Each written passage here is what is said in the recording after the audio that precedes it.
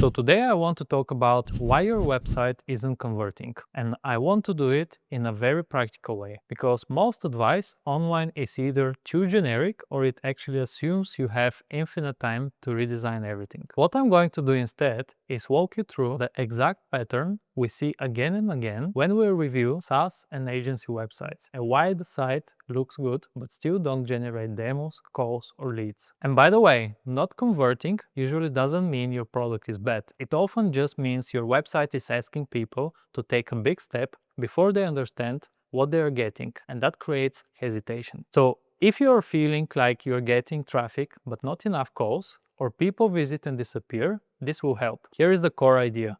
Most websites don't lose people because of design. They lose people because of confusion and friction. And the fastest way to improve conversion is to remove confusion first, and only then start polishing the visuals. So let's start with the most common one. Number one, the hero section is unclear. And what I mean by that is, when someone lands on your homepage, they should understand in 5 to 10 seconds what you do, who is it for, and why it matters, not in a marketing way, in a normal human words. A lot of websites lead with a sentence that sounds impressive but doesn't actually explain anything. Things like, we empower future of innovation, or we unlock digital transformation. It sounds professional, but the visitor can't picture it, so they don't trust it and they leave. A simple test you can run is this. Show your homepage to someone who is not in your industry for 10 seconds. Then close it and ask them, what do you think this company does? If they hesitate or they say something vague like, software, I guess, your hero message is too abstract. A better hero message is plain. For example, we build SaaS platforms for teams that need to ship faster without breaking quality. Or we help product teams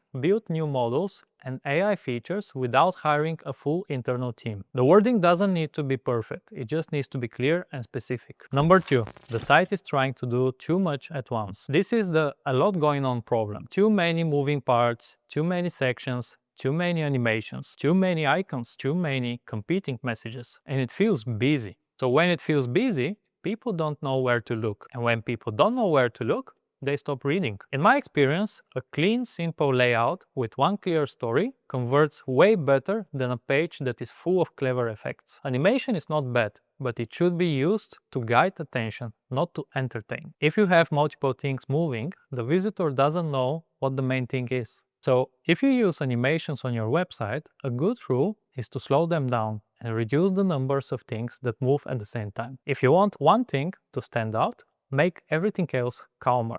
Number three, call to action is too big, too early. This is such a common one, especially in B2B. A lot of websites lead with a book a demo or schedule a call as the first main button. And in theory, that sounds correct because that's what you actually want. But imagine you are a new visitor. You don't know if this is real.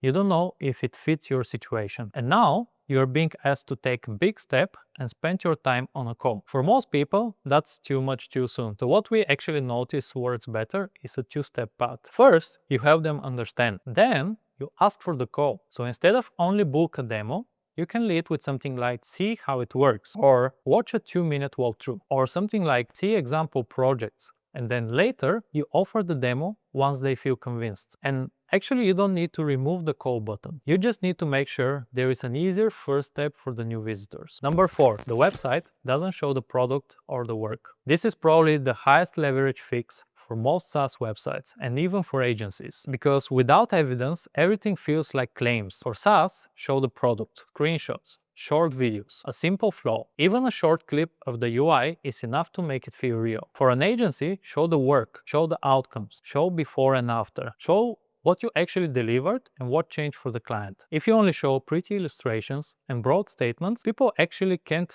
picture what you do, so they hesitate. One of the best questions to ask is, what can we show that makes this feel real? Because the website job is not to impress, it's to reduce uncertainty. Number five, the proof is generic. This is where websites say things like trusted by teams worldwide or helping companies grow. And then you scroll and you see logos or quotes that don't feel specific enough. For example, we shipped the first version in 8 weeks and cut manual operations work by 40%. That is believable and useful. Same with case studies. Even one case study with clear numbers is better than 10 generic quotes, because specificity creates trust. Number six, the hidden content problem. This is something that looks nice in design, but doesn't work in reality. Tabs, accordions, carousels, anything that hides key info behind clicks. Most people will not click. So if something is important, don't hide it, bring it up front. If you want to keep tabs because it looks green, there is a simple trick. Make the content change automatically as people scroll, so they still see the full story without needing to interact. Number 7. The site is full of features, but it's missing the actual story. And what I mean by that is a good website has a simple path. It starts with the problem, then it shows the solution, then it shows proof, then it explains how it works, and then it gives one clear next step. A lot of websites go straight into features and buzzwords, but the visitor hasn't even agreed that the problem is worth solving yet.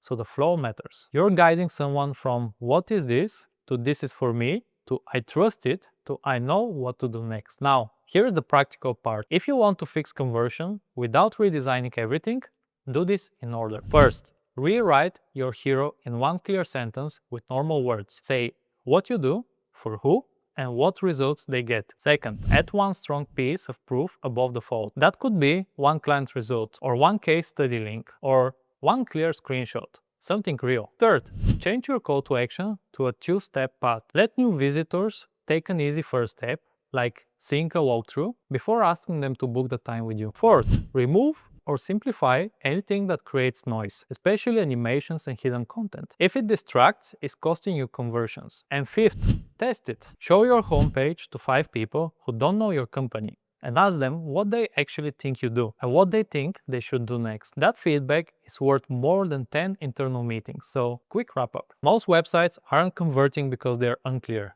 too busy, too demo first, and not grounded in reality. Clarity, proof, and an easy next step will usually outperform fancy design. If you enjoyed this video, feel free to share it with someone who is rebuilding their website right now. And tell me in the comments what's your biggest conversion struggle is, because it's usually one of these patterns. Thanks for watching, and I'll see you in the next week.